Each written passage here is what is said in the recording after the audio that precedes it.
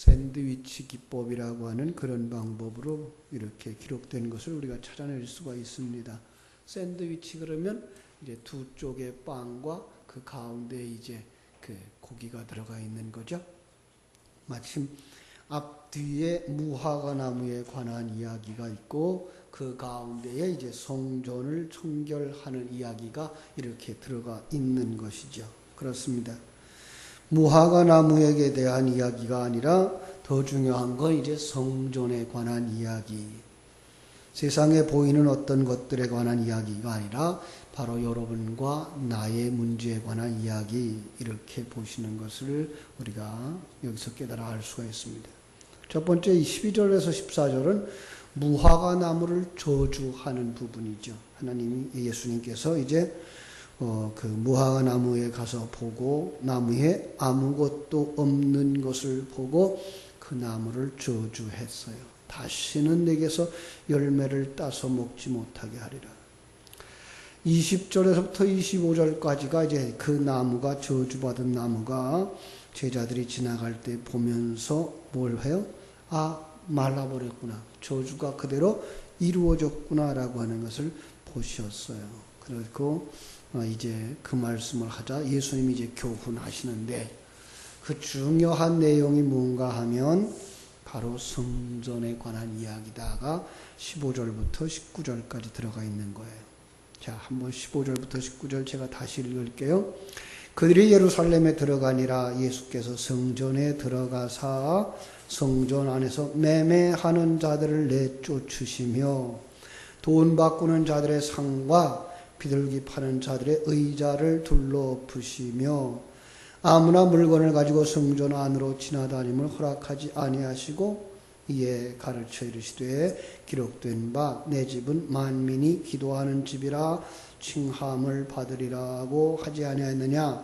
너희는 강도의 소굴을 만들었도다 하시매 대제사장들과 서기관들이 듣고 예수를 어떻게 죽일꼬 하고 꾀하니 이는 무리가 다 그의 교훈을 놀랍게 여김으로 그를 두려워함이로라. 그랬어요. 그렇습니다. 오늘 우리는 성경 속에서 성전에 관한 이야기와 무화과에 관한 이야기를 한 번쯤 다시 이렇게 들춰내 볼 필요가 있습니다. 마태복음 24장 32절에 보면 무화과 나무의 교훈을 배우라 그랬어요. 무화과 나무의 비유라고 바꿨네요. 이번에는 성경을 무화과 나무의 비유를 배우라. 그 가지가 연하여지고 잎사귀를 내면 여름이 가까이 온 줄을 아나니 이와 같이 너희도 이 모든 일을 보거든 인자가 가까이 곧 문 앞에 이른 줄 알라. 여기서 무화과 나무를 통해 말씀하시는 하나님의 그 계시를 보아라 라고 말씀하고 있는 거예요. 무화과 나무의 비유, 그것은 무엇이죠? 창세기 3장 7절부터 등장하는 이 무화과 나무, 어제도 말씀을 드렸습니다마는 꽃도 아니고 열매도 아닌데 꽃인 채 하고 열매인 채 하는 존재, 그렇죠? 그 타락한 사람이, 아담이 가서 찾아서 그것을 입었어요. 그것으로 자기의 수치를 가렸어요. 난 괜찮은 사람이야. 나는 이것이 있거든. 네. 이 세속적인 관점으로 보면은 그것은 정말 사람들이 먹을 만한 것이고 그리고 자기의 수치를 가릴 만한 것으로 보여지는 것들, 이것이 무화과 나무라고 여겨지는 거죠. 그렇습니다. 그래서 요한계시록 3장 14절로 22절에 가서 라오디게아 교회의 교훈을 우리가 들을 수가 있는데 요한계시록 가면 뭐라 그러죠? 나는 부자라. 부요하여 부족한 것이 없다. 나는 있을 것 다 있다. 나는 부족한 것이 없다. 그런데 주님께서 뭐라고 말씀하시죠? 이 가련한 것, 부족한 것이 많고 곤고한 자, 눈먼 자, 벌거벗은 자야. 내게서 와서 금을 사서 그 부요하게 하고 옷을 사서 입어 수치를 가리우라. 인간의 모습으로는 난 그걸 가졌기 때문에 난 괜찮은 사람이야. 난 그것이 있기 때문에 난 괜찮은 사람이야. 그죠? 이게 이 당시의 예루살렘의 모습이었어요. 그들은 화려한 성전을 가지고 있다고 아주 자랑했어요. 그런데 그 화려한 성전 누가 지었는지 아시죠? 이게 헤롯이 지었어요. 그러니까 그게 하나님의 성전도 아니고 헤롯이 지어놓은 성전. 그런데 그 화려함과 외형만 가지고 사람들을, 우리는 성전 가지고 있는 사람들이야. 과거 이스라엘이 성막을 가지며 살던 시대에 법궤가 있었죠. 그래서 법궤만 메고 나가면 이긴다고 생각을 했어요. 아니, 하나님이 법궤를 메고 나가라 그러면 이겼어요. 나중에는 하나님의 명령이 없는데도 불구하고 그들은 법궤만 메고 나가면 이긴다고 생각을 했던 거예요. 이거 아주 차이가 없는 것 같은데 있는 거예요. 하나님은 내가 너희와 함께 하는 것을 너희들에게 보여줄게. 그러니까 내가 너희들과 함께 있는 걸 상징하는 법궤를 메고 나가. 그러면 내가 너희들과 함께 하여서 승리하게 할게. 이걸 보여줬는데 그 다음에는 하나님은 관계가 없어요. 그냥 이 법궤만 메고 나가면 이길 거라고 생각을 했어요. 그런데 못 이겼잖아요. 이런 모습들이에요. 성전, 그것은 하나님이 함께하는 것을 보여주는 그 성전인데, 이 성전을 보면서 하나님이 우리와 함께 하시는구나. 이걸 깨달아 알라고 하는 건데 하나님 관계없어요. 우리는 성전이 있으니까 외적이 침입을 못할 거야. 하나님이 지켜주고 보호할 거야. 이 생각만 가지고 있는 거예요. 오늘날도 마찬가지. 오늘날도. 난 교회에 다니니까, 그것도 크고 화려한 교회에 다니니까.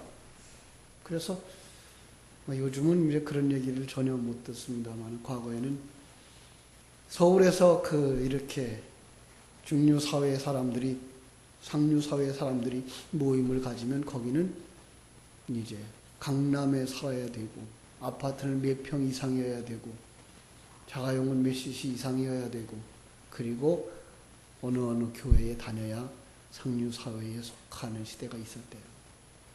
지금도 그래요. 그래서 큰 교회들을 다니면서 내가 이 교회 다녀. 그걸로 자기가 신앙인이라고 여기고 살아가는 거예요.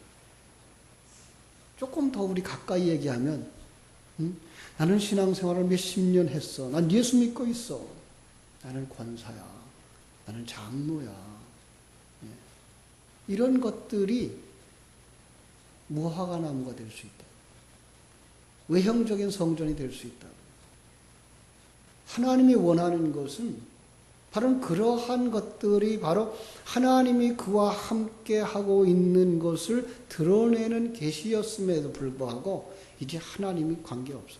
그냥 그 직분만 있으면 돼. 그래서 직분이라고 하는 것은 성도가 가장 큰 직분이에요, 사실은. 성도가. 정말 거룩한 하나님의 백성, 이거보다 더 큰 이름은 없어요. 그런데 그건 없어요. 오늘날 교회 안에 딱 들어가 보면 성도라고 하는 이름을 부르면 기분 나빠요. 집사님이에요. 권사님이고 장로님이에요. 참 안타까운 거예요.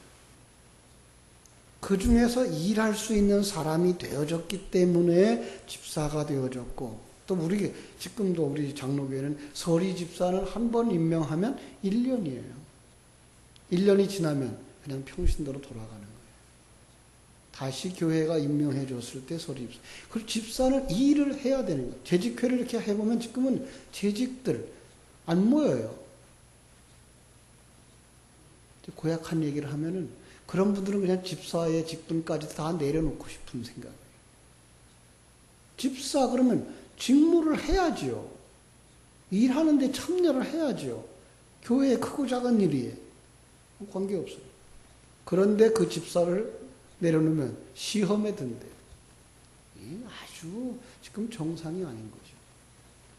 난 집사니까, 나는 권사니까, 나는 목사니까, 장로니까. 그래서 신앙이 있는 거예요? 아닌 거예요. 주님은 그걸 뭐라고 말해요? 장사하는 곳이라 그러고 강도의 소굴이라고 말하고 있는 거예요. 너희들이 마땅히 내 집은 만민이 기도하는 집이라 칭함을 받으리라고 했는데 강도의 소굴을 만들었구나. 강도. 요즘도 그런 얘기 하죠. 저 강도. 저 칼만 안 들었지 강도야. 그죠?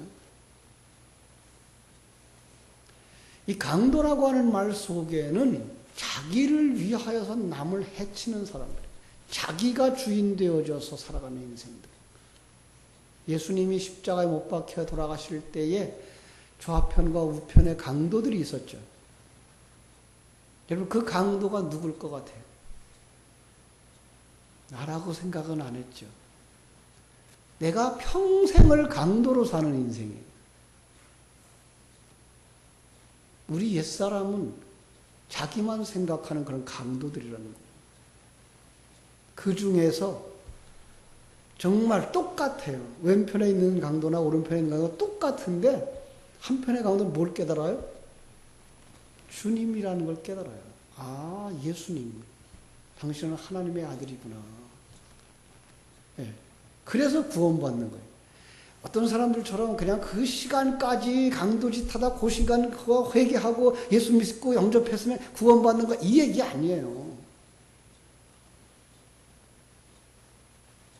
긴 시간으로 보셔야 돼요. 우리 속의 옛사람은 마지막까지 강도예요. 나를 생각하고 나만 생각하는. 그런데 우리 속에 뭐가 있어요? 하나님을 아는 게 있어요. 하나님을 고백하는 거 있어요. 그것 때문에 우리가 뭐가요? 천국에 가는 거예요. 그것 때문에. 오늘 내가 나와 함께 낙원에 있습니다. 제가 그런 얘기하죠. 예수님의 십자가의 죽음은 2000년 전에 그 아주 짧은 몇 시간의 죽음이 아니라고요. 모든 역사 속에 모든 하나님의 백성들을 품에 안으신 그 주님이 그 사람과 함께 십자가를 지고 죽으시는 그 죽음이라고요. 그래서 그렇게 말씀하는 거예요. 내가 나와 함께 오늘 낙원에 있습니다. 자기도 강도인 줄 알고 자기도 주님과 함께 십자가에 못 박힌 자인 줄 알고 고백하는 자. 그가 주님과 함께 낙원에 이르는 거예요. 똑같이 죽어가고 있어요. 그러나 그 죽음의 이유가 뭔지도 모르고 자기가 왜 이런 형벌을 당하는지도 모르고 죽는 인생은 지옥으로 가는 거죠. 주님은 이 성전을 헐기 위해서 이 성전 안에 들어오시는 거예요. 어떤 성전? 신전. 내가 신이었어요. 이 헤롯 성전은 바로 그런 신전의 역할을 하고 있는 거예요. 신전의 목적이 뭘까요? 그 앞에 들어와서 제사하고 그 제물을 드리고 뭐가 내가 복을 받기 원하는 곳이 신전이에요. 성전은 나는 없습니다. 그러고 내 안에 당신이 오셔서 주인 노릇 하십시오. 이게 성전이고요. 성전과 신전의 개념은 완전히 다릅니다. 신전의 개념은 누가 주인이에요? 내가 주인 되겠습니다가 신전이고 성전의 개념은 하나님 당신이 주인이십니다가 성전이고. 물론 이제 건물들을 얘기하고 있긴 하지만은 그 건물만 보면 안 돼요. 고린도전서 3장 16절에서 그렇게 말씀하시잖아요. 너희가 하나님의 성령이 거하시는 거룩한 성전인 줄 알지 못하느냐? 성전은 어디가 성전이에요? 내가, 여러분이 하나님의 생명을 가지고 하나님이 나와 함께 하시는 것을 깨달아 아는 그 믿음을 가졌을 때 여러분이 성전인 거예요. 그럼 그 성전이 세워질 때에는 뭐가 없어져요? 신전이 무너지는 거예요. 그래서 예수님 요한복음 2장 19절에서 표적을 구하는 이들에게 뭐라고 말씀하시죠? 이 성전을 헐라. 어떤 성전일까요? 신전이었던 성전. 내가 중심이 되어서 나만 잘 되고 싶은 그 신전. 그거 헐라예요. 옛 성전이에요. 옛 사람이에요. 그거 헐라. 그리하면 내가 사흘 동안에 일으키리라. 그러니까 새 성전을 건축하시는 기간이 사흘이에요. 여러분의 일생이에요. 여러분이 신앙생활을 시작하면서부터 마지막 완성이 되는 그날까지가 이 예수님이 성전을 세우는 기간이에요. 어떻게 성전을 세워요? 진리와 생명의 말씀으로.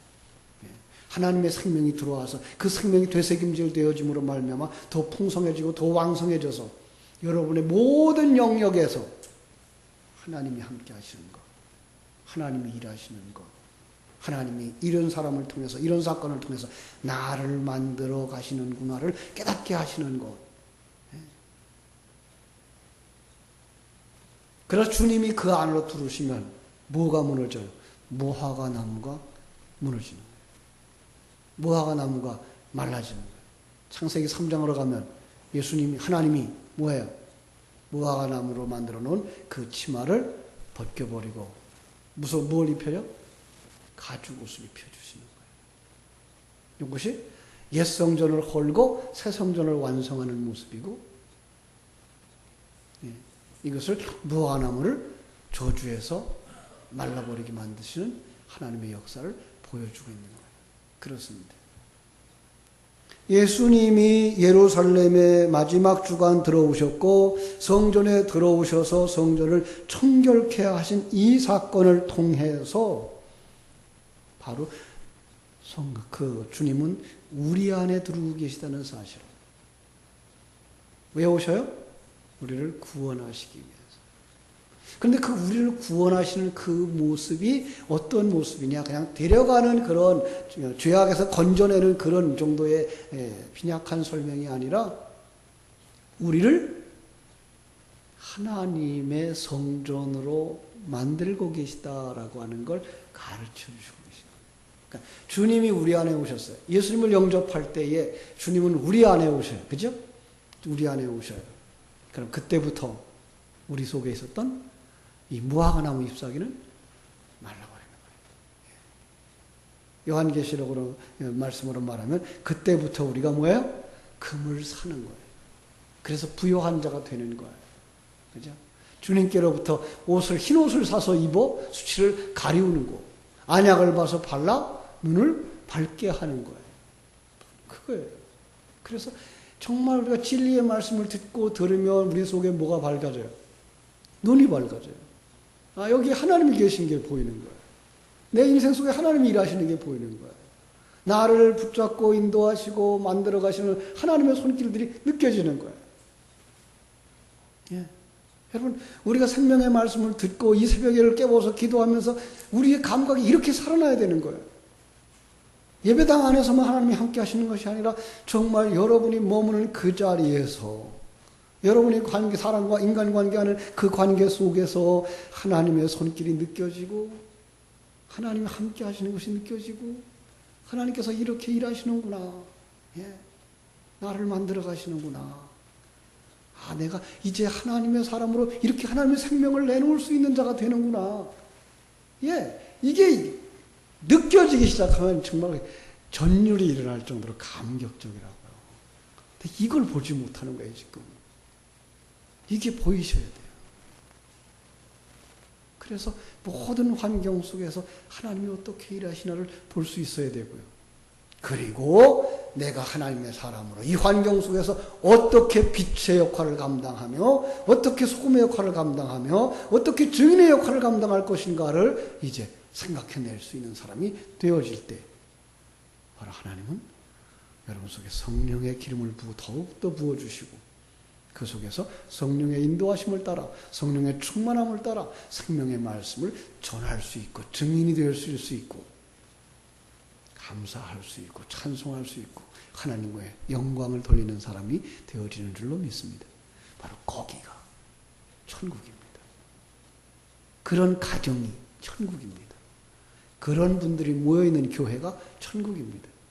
그리고 아직도 우리에게 남아있는 그 옛사람이 다 벗겨지는 날, 우리는 정말 진정한 하나님의 나라, 죄를 범할 수 없고 죄를 생각할 수도 없고 죄의 유혹을 당하지도 아니하는 그 영원한 나라에 온전히 들어갈 것을 우리는 믿습니다.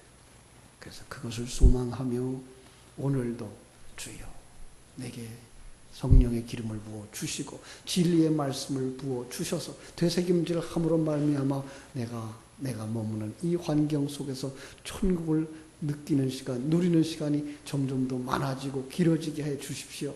기도할 수 있는 복된 성도들, 그가 하늘의 생명을 가진 자들, 거듭난 자인 줄로 믿습니다. 여러분 모두가 다 거기까지 더 풍성한 은혜의 자리까지 나아가게 되기를 주님의 이름으로 축원합니다. 기도하겠습니다. 하나님 우리 아버지, 크신 은혜와 사랑을 감사하옵고 감사합니다.